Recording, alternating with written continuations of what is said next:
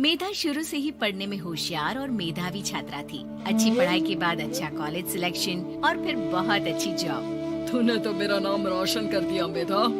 अरे लेकिन ये जो काम करने का तरीका है ना, इसे बदल ले।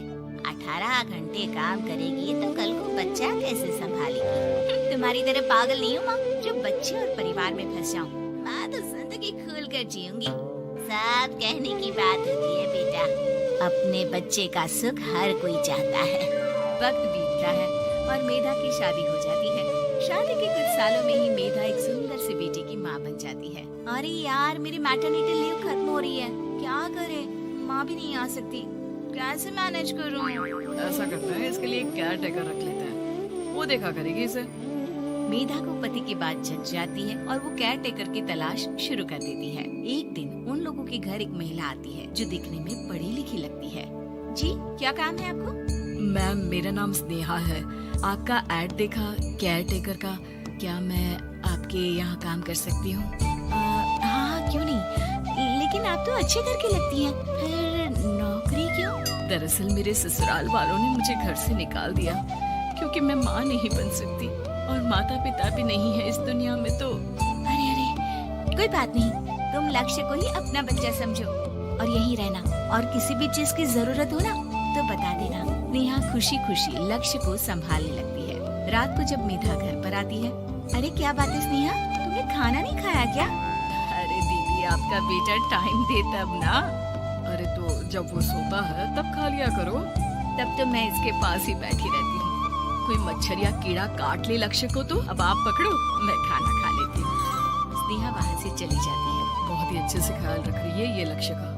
मेधा, इतना तो शायद तुम भी ध्यान नहीं देती। मेधा को पति की बात बुरी तो लगती है, लेकिन कुछ नहीं कहती।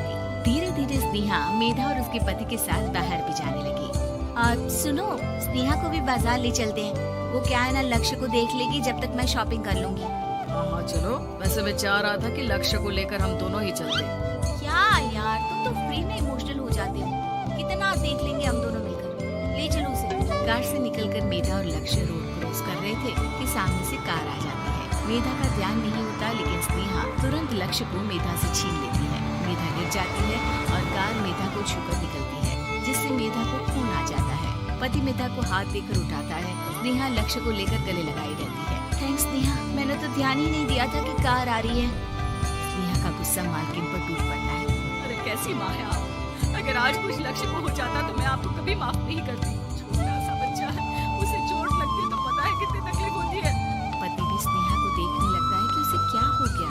मेधा को स्नेहा पर काफी गुस्सा आ जाता है। घर आकर कहती है, देखो स्नेहा, माना तुम लक्ष्य को बहुत प्यार करती हो, लेकिन वो मेरा बेटा है। मैं कभी जानबूझकर उसके साथ बुरा नहीं कर सकती, समझी?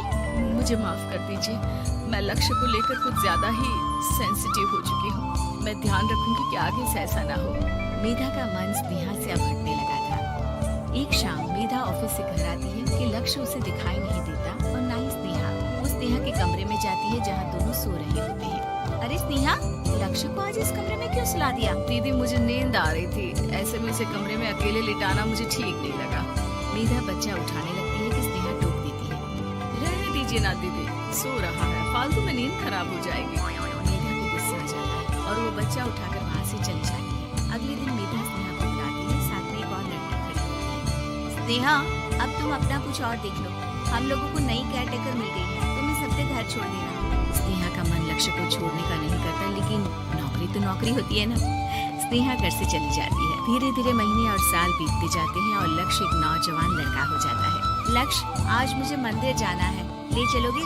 ठीक है माँ, एक काम करके अभी वापस आता हूँ, तब तक आप और पापा दोनों तैयार हो जाइए। दोनों तैयार होकर बैठ जाते हैं, लेकिन लक्ष्य काफी देर तक नहीं आता। अरे मेधा, फोन तो करो लक्ष्य को, देखो क्या हो गया उसे। मेधा फोन करती है तो पता चलता है कि लक्ष्य का एक्सीडेंट हो गया है और वो सिटी अस्पताल में है। जल्दी चलिए, पता नहीं कैसा होगा मेरा बेटा। अरे चिंता न करो, सब ठीक होगा, मैं भी कार निकालता हूँ। दोनों मियाँ बीवी अस्पताल पहुँचते हैं, जहाँ वो लोग देखते हैं कि लक्ष्य बिस्तर पर पड़ा होता है। एक महिला इन्हें यहाँ लेकर आई है, वो वहाँ बैठी है, लेकिन फिलहाल तो आप लोगों को इनके लिए किडनी का प्रबंध करना होगा। एक्सीडेंट में इसकी किडनी डैमेज हो गई। मेरी ले लीजिए डॉक्टर साहब, मेरे बेटे को बचा लीजिए। नहीं नहीं, आप माँ हैं, आपकी नहीं ले सकते। पिता की भी नहीं। आप किसी रिलेटिव या दोस्त से पता कर लें और हाँ थोड़ा जल्दी करें क्योंकि देर होने से मामला बिगड़ सकता है। मेधा बैठकर रोने लगती है कि वहाँ डॉक्टर आ जाते हैं। जिस औरत ने आपके बेटे को यहाँ भर्ती कराया था वो अपनी किडनी आपके बेटे को देना चाहती है। हाँ? कौन है वो? कहाँ है वो? तभी वहाँ स्नेहा आ जाती है। स्नेहा तुम? मैं लक्ष्य को पहचान नहीं पाई थी, लेकिन आप लोगों को देखकर समझ गई कि ये लक्ष्य है, इसलिए वापस आ गई। मैं अपनी किडनी आपके बेटे को देना चाहती हूँ।